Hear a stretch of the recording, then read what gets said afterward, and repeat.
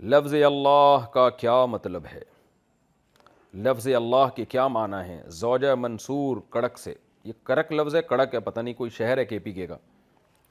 دیکھیں اللہ کے بارے میں نحویوں کے بہت سارے اختلاف ہیں کہ اس کا صحیح مفہوم کیا ہے، تو راجح قول جو ہماری معلومات کے مطابق یہ الہ سے نکلا ہے۔ الہ کا معنی معبود، جب کوئی خاص ہو جائے، جیسے الکتاب مخصوص کتاب یعنی قرآن، تو الہ مخصوص الہ یعنی برحق الہ، تو الہ کو خلاف قیاس اس کا شروع کا حمزہ گر گیا اور جو ہے وہ اللہ بنا دیا، تو خلاف قیاس ہے یہ، یعنی عربی لغت کے قاعدے پر نہیں ہے۔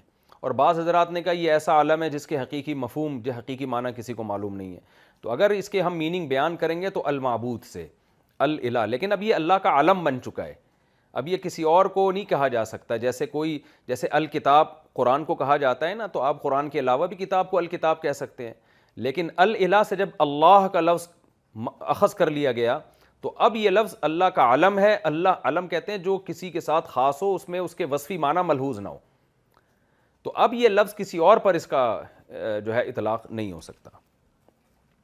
گھر میں کعبہ اور گنبد کی تصویر لگانا، گھر میں خانہ کعبہ اور گنبد خضرا کی تصویر لگانا کیسا ہے؟ تنزیل الرحمن بھاولپور سے۔ جائز ہے جی، کوئی ناجائز ہونے کی دلیل نہیں ہمارے پاس۔ اسرائیلی روایات کسے کہتے ہیں؟ اسرائیلی روایت سے کیا مراد ہے؟ کیا اسرائیلی روایت پڑھ کر اس پر عمل کیا جا سکتا ہے؟ عمر لاہور۔ اسرائیلی روایات کہتے ہیں تورات اور انجیل میں اور یہود و نصارہ جو اپنے پیغمبروں کی اور اپنی باتوں کو بیان کرتے ہیں، واعظ و نصیحت کی، حکمت کی باتیں جو پیغمبروں کی طرف اور تورات اور انجیل کی طرف منسوب ہیں، ان کو اسرائیلی روایات کہا جاتا ہے، چاہے وہ عیسائی بیان کریں یا یہودی بیان کریں۔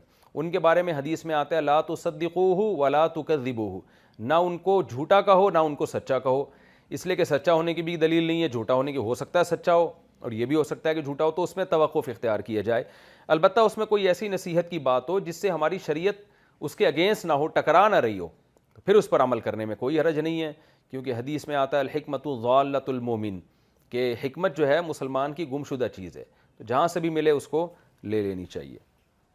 اسی وجہ سے حضرات مفسرین اسرائیلی روایات بھی بیان کرتے ہیں تفاسیر میں، کوئی اچھی بات اگر وہاں مل جائے تو اس کو کوئی حرج نہیں ہے اس کے بیان کرنے میں۔ نقلی پلکوں میں کیا وضو ہو جاتا ہے؟ آج کل نقلی پلکیں لگتی ہیں جن کی مدت 1-2 سال تک ہوتی ہے، کیا یہ پلکیں لگوا سکتے ہیں؟ اس میں وضو ہو جائے گا۔ بنت اجمل بہاولپور سے۔ مجھے نہیں پتہ نقلی پلکیں کیا ہوتی ہیں، ان میں پانی جاتا ہے نہیں جاتا۔ بھائی اگر یہ جو سچی مچی کی پلکیں ہیں ان میں پانی کا وضو میں لگنا دھونا ضروری ہے، کوئی بھی ایسا کام کہ اس تک پانی نہ پہنچے تو وضو نہیں ہوگا۔ اب نقلی پلکوں میں پانی پہنچتا ہے اندر تک یا نہیں پہنچتا یہ مجھے معلوم نہیں ہے۔